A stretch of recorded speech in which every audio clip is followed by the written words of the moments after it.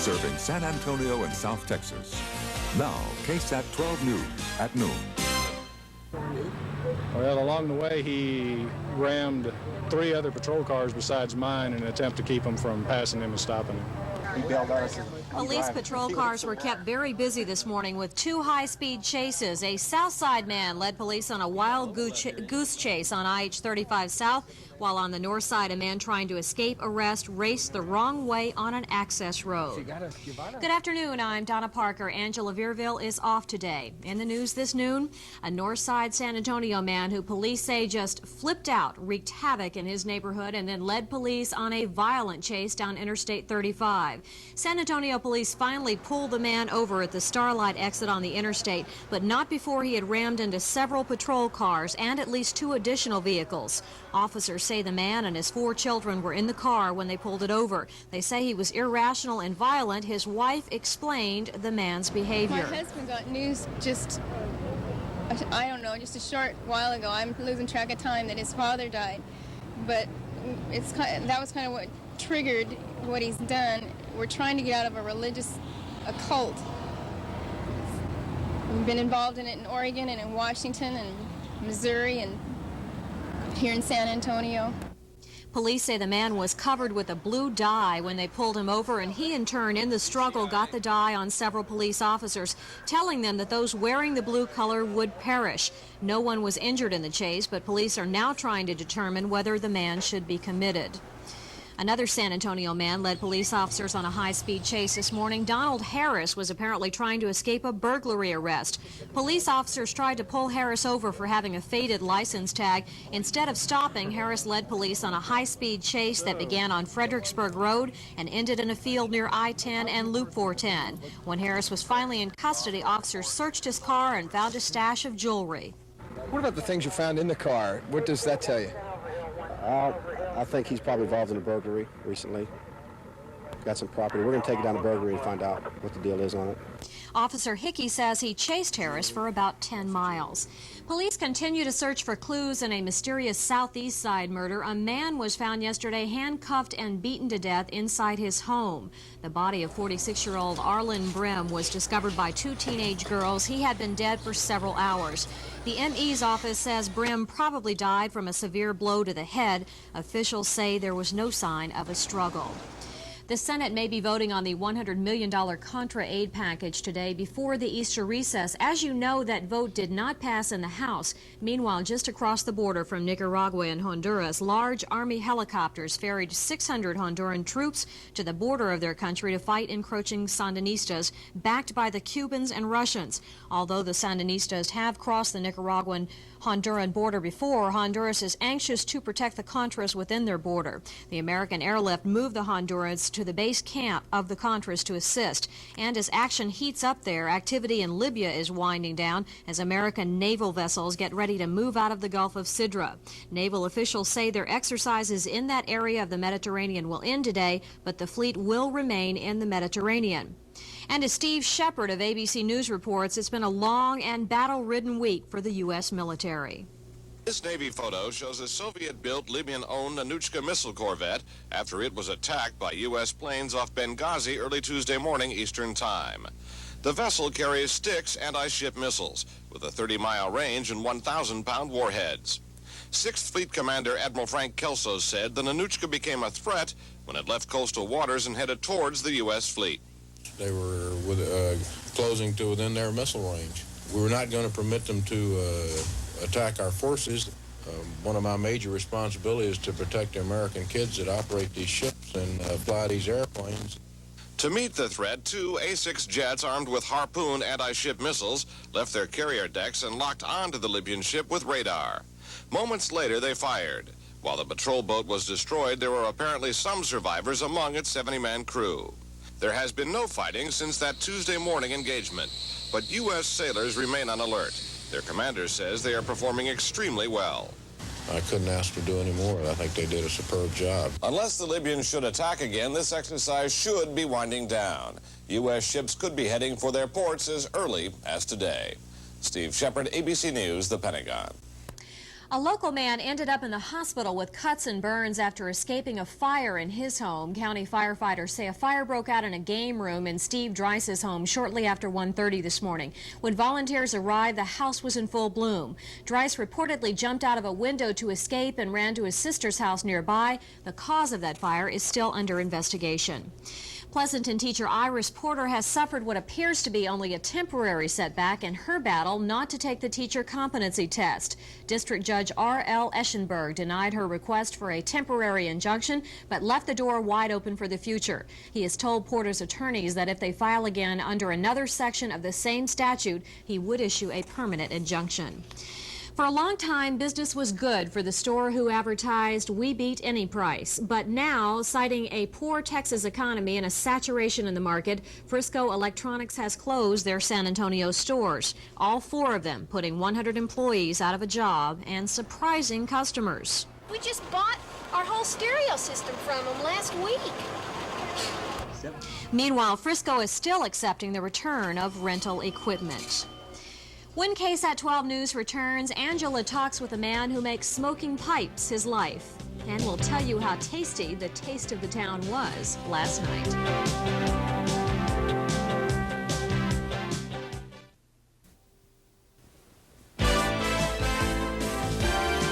Serving San Antonio and South Texas. Now, KSAT 12 News at noon. Hello, everyone, and thanks for joining us. I'm Angela Veerville. They say she didn't see it coming. The 22-year-old wife of a Lackland Air Force Base employee died this morning when a train slammed into her small car. Margarita Davila was traveling south on Quintana Road in southwest Bexar County when she tried to take a right and cross the tracks there. She apparently failed to see the oncoming Union Pacific freight train. Area residents say that may be because there's high grass near the tracks. Very dangerous because our school buses come every day from here, and we have a lot of people to live in the trail water lane, and they never do nothing about it. They didn't even want to clean up here. The grass is too high, you think? Never clean up. Margarita's husband, Sam, arrived shortly after the accident. Mrs. Davila had just dropped her infant daughter off at her in-laws before the accident. A public works crew in North Bexar County made a gruesome discovery this morning. One of the workers came upon the body of a 24-year-old man lying next to his motorcycle off Borgfeld Road. Sheriff's deputies theorized the man failed to negotiate the steep inclining curve and lost control of his bike. They believe he's been dead for at least 2 days. Officials have identified the man, and they're now checking through missing persons reports so they can notify his next of kin. It has been a violent night. 2 double murders are in the news. In the most recent, 2 brothers were found dead early this morning inside their apartment on Blanco Road. Police say they had been beaten to death. The apparent murder weapon, a long wooden club, was discovered at the scene. Police also believe the killer made an attempt to set the apartment on fire but failed. The victims have been identified as 24-year-old Raul de la Fuente and 16-year-old Richard de la Fuente. Police have no motive in the killings and no suspects.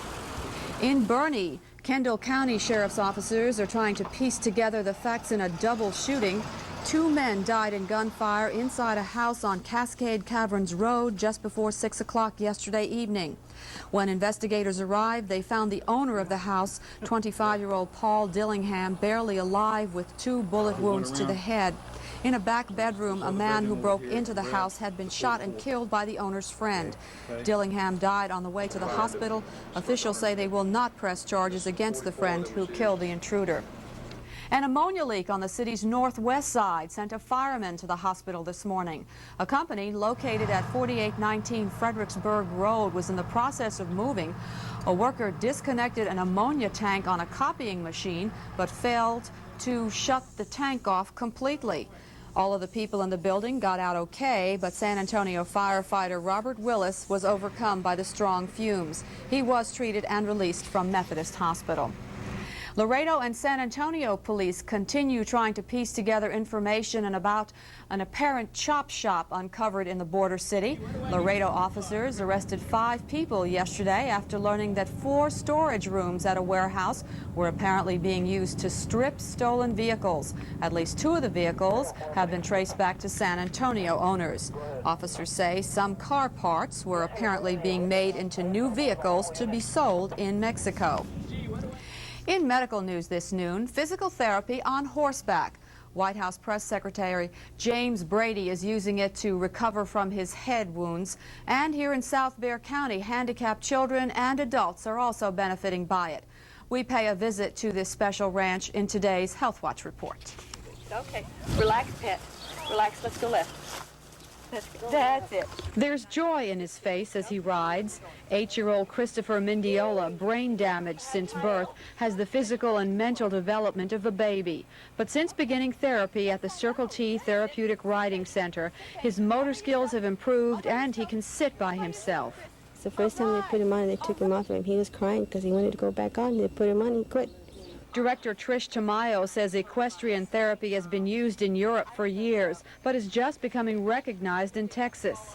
Come on, Jessica. Riding well, then we'll fight for him. Even children with cerebral palsy, like 8-year-old Jessica Dennis, benefit. We have children that have no head control, and slowly they do gain head control.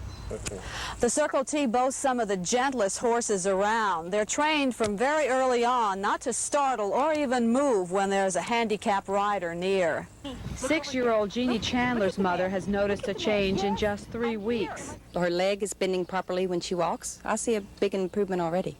Besides the physical benefits, there are psychological ones as well. And it's just basically helped my spirits because I'm able to get outside in the fresh air. Physical therapists who work with horses say the animals respond differently with the handicapped. They seem to sense a need.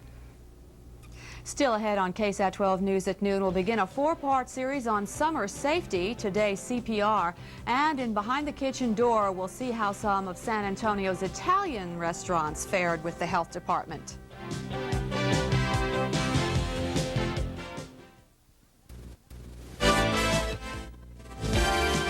Serving San Antonio and South Texas.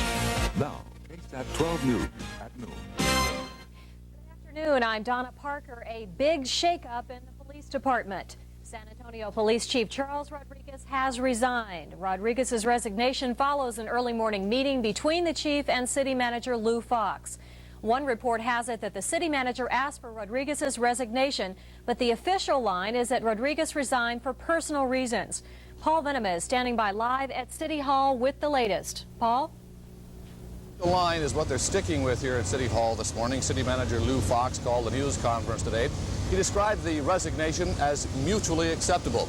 The mayor later talked with newsmen and said that it was in the best interest of the city. It perhaps, as he described it, was the straw of the incident last week in which a San Antonio police officer was shot by another police officer, and the way that was subsequently handled with the chief not in town was the straw that broke the camel's back.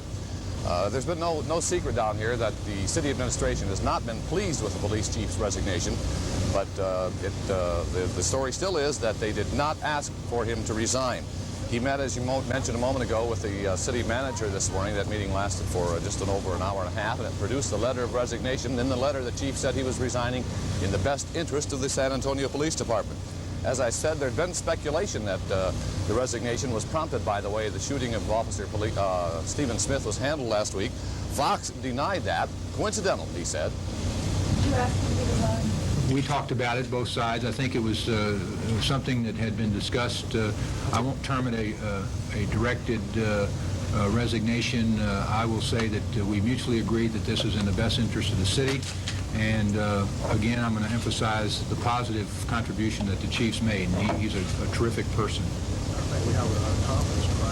That's the first person we're hearing now is Assistant Chief Frank Hoyak, who has now been named acting Chief of Police. He's expected to be named Permanent Chief of Police following the investigation into the Smith shooting.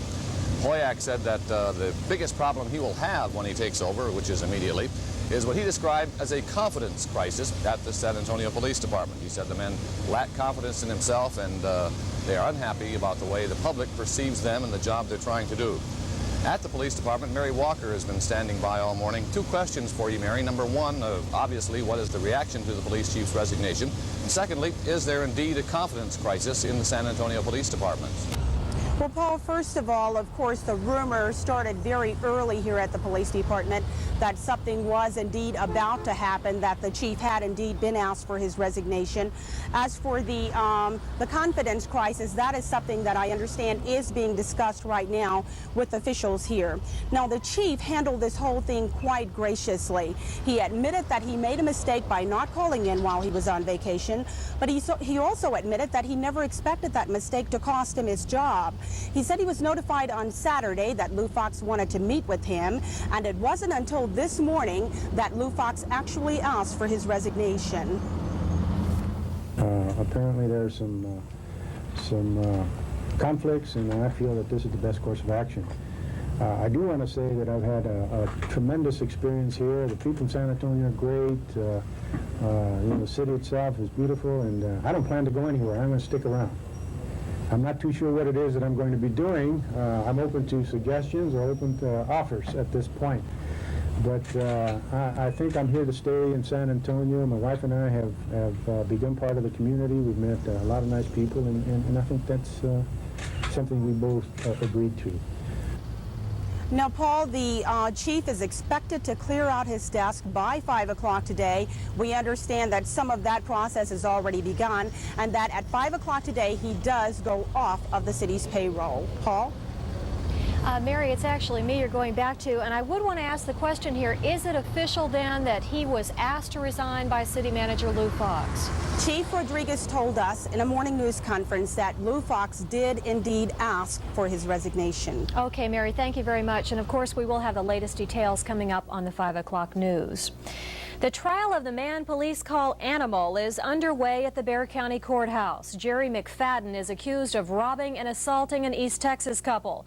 They are taking no chances on McFadden escaping during trial time. Extra bailiffs have been posted outside the courtroom and a special metal detector has been set up. McFadden escaped from jail a short time ago and 700 lawmen across the state launched a manhunt. McFadden's long bleach blonde hair has been cut short. He sat motionless in the courtroom this morning. And in Victoria, both sides have been given the day off in the trial of Leslie Lee Gosh. Gosh is the accused killer of San Antonian Rebecca Jo Patton. She was killed during a bungled extortion attempt last year. Judge Ted Butler gave both the defense and prosecuting attorneys a chance to coordinate the witnesses.